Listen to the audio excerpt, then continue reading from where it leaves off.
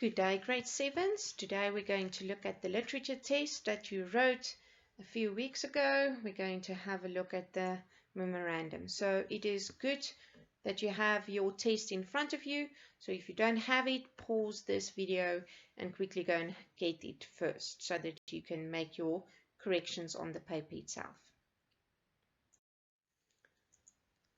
Now the first question is question 1, and it was a short story about hare and hedgehog. Question 1.1 asked you, what is the setting of the short story? Now you have to know what a setting is for you to be able to answer this question. The setting is where it takes place. So the setting of this short story is either a farm or a field. Number 1.2, who are the main characters of the short story? Now, characters are all the animals or people in the story, but we're looking for the main characters. If we're talking about the main characters, that's the characters who feature the most in the story, and that would be hare and hedgehog.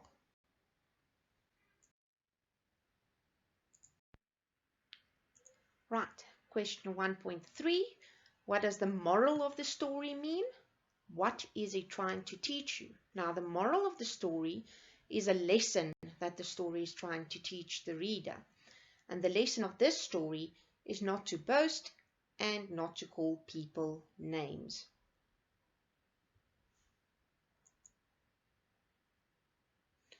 Number 1.4, I asked you what genre of literature is this story an example of? And you had to give a reason for your answer.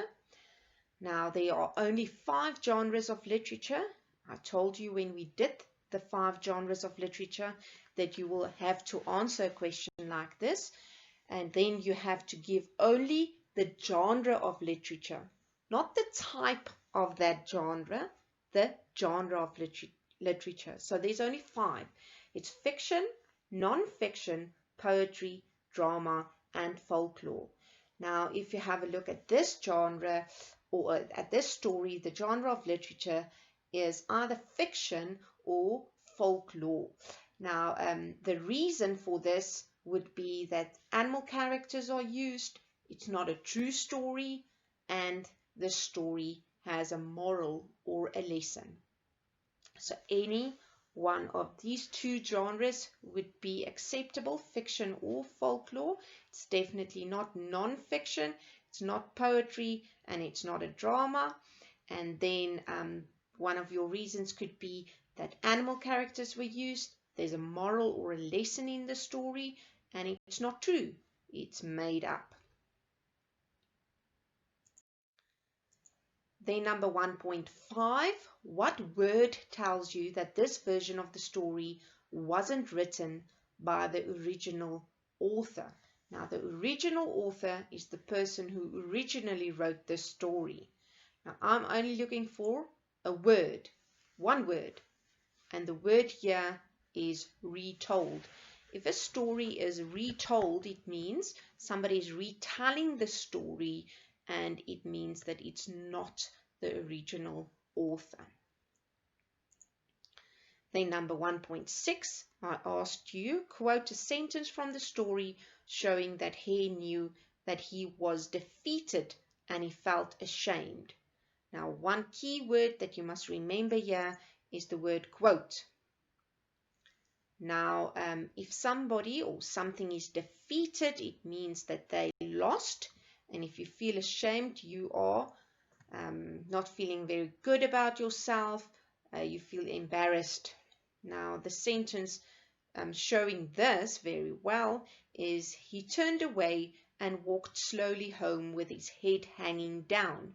Now, remember, once again, the word quote. So if you didn't use your quotation marks, you couldn't get your full mark.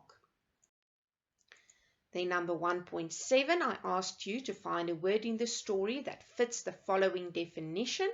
So I gave you the following definition: talked with excessive pride and self-satisfaction about one's achievements, possessions, or abilities.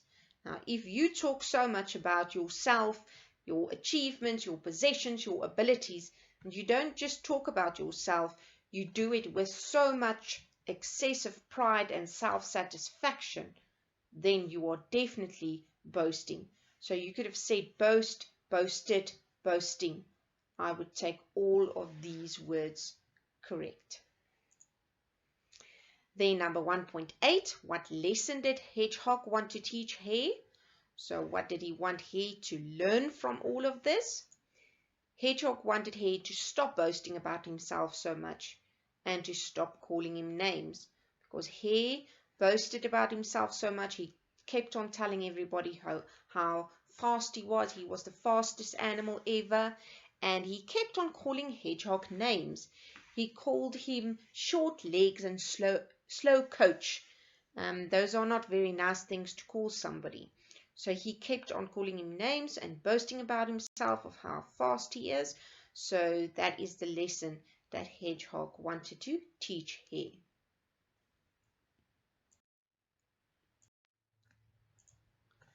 Then number 1.9, you had to identify the conflict or the problem in the story as well as the solution. Now the conflict or the problem in this story is that Hare kept on boasting about himself and he kept on calling Hedgehog names. So that is a conflict, or that is the problem. And how did Hedgehog solve this problem? He suggested a race to see who's the fastest. But he needed to cheat so that he could win in order for him to teach Hare a lesson. So that would be the solution. Hedgehog suggesting a race to see who's the fastest, but he had to cheat. Otherwise he couldn't win, and then Hare wouldn't learn a lesson out of this whole situation. Then number 1.10, do you think that Hedgehog did the right thing to trick Hare? And give a very good reason for your answer.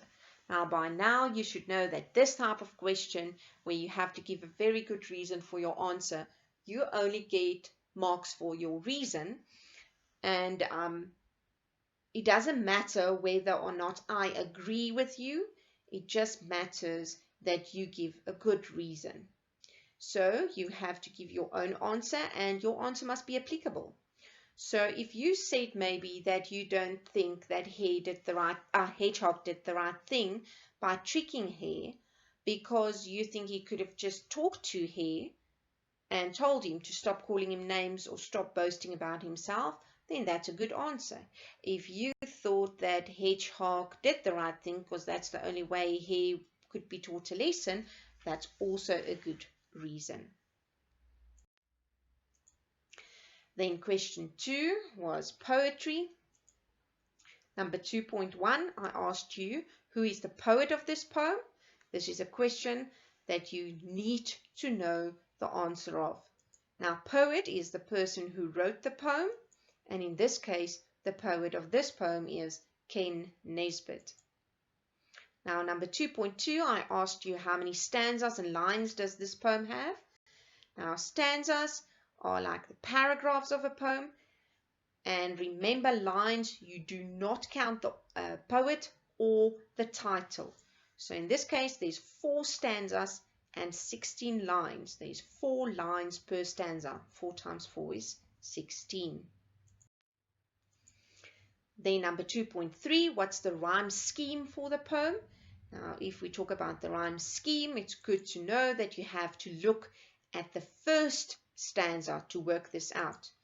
Now, if you look at the first stanza, when we do rhyme schemes and rhyming words, we always look at the last word in the line to work out the rhyme scheme or the rhyming words. Homework, we give it the letter A.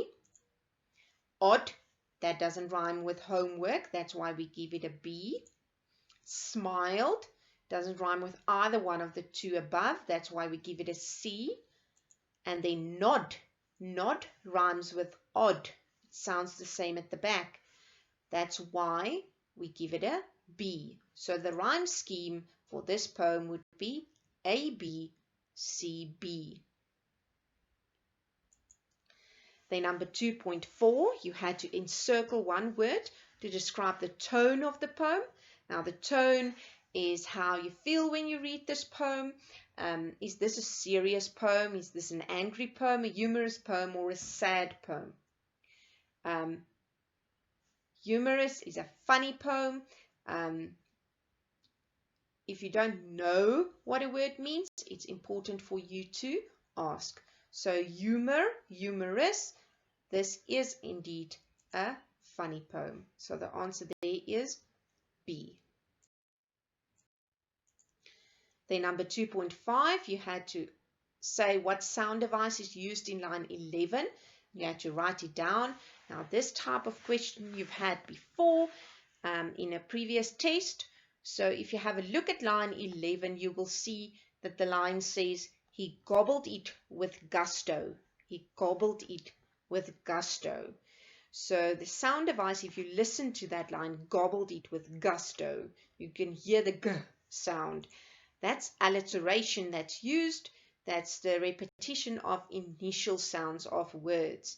And if you write the alliteration, the line down, you have to indicate, you have to show the alliteration. Otherwise, you will not get your marks. Then number 2.6, you had to quote a line from the poem showing that the teacher didn't take a big bite at first. Now, once again, key word here is the word quote. Now, if you didn't take a big bite, it must be something showing that he took a small bite. So he took a little nibble. And once again, the quote. If you didn't quote it, if you didn't use your quotation marks, you didn't get all your marks. Then number 2.7, once again, quote a phrase from the poem showing that the learner or the poet was successful in this cooking class. Once again, the key word here, the word quote, and it's a phrase that you have to quote. Now, if you read through this whole poem, what is the one phrase that you would really love to hear at the end of the year to know that you were successful in grade 7? The same that this learner or poet heard in the cooking class, and that is you pass. Remember, quotation marks. Then number 2.8, identify the following imagery or figure of speech or sound devices. Now, grade 7s, if you do not know what imagery, figure of speech or sound devices are, it means you didn't even have a look at your poetry notes. I gave you 5 different sentences, and in these sentences were phrases that you had to identify. Now, if you look at number A, the first one says, I'm as hungry as a wolf. So you are making a comparison. Something is being compared. And in this comparison, you're using the word as. When we make a comparison using the word like or as, it is called a simile. Then at number B, he ate a whole plate of food in 2 seconds. If you think of this, is this possible to eat a whole plate of food in 2 seconds? Maybe 20 seconds, maybe 200 seconds, but not in 2 seconds. Remember when we did this, I told you this is a perfect example of a fisherman or a mother. So in this case, this is exaggeration.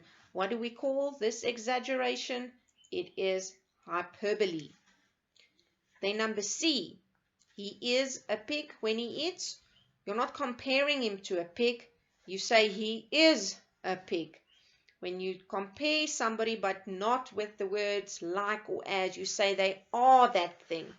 Then it's a metaphor. Number D, the bees buzz in the classroom around the yummy sweet cakes we baked. Now, if you have a look at the word I highlighted, buzz, you can hear the sound that it imitates, buzz. And when we use a word that imitates the sound, We call that onomatopoeia. Then E, the last one. The cupcakes shouted at me to eat them. Now, if they shout at you, it means they must be human or have human qualities, and cupcakes aren't human, so we're giving them human qualities. And when you give human qualities to something that's not human, we call that personification. Right, grade 7s, if you have any questions, feel free to come and ask me at school. You are more than welcome to do that. Don't just leave it and decide you're not going to ask. Good day.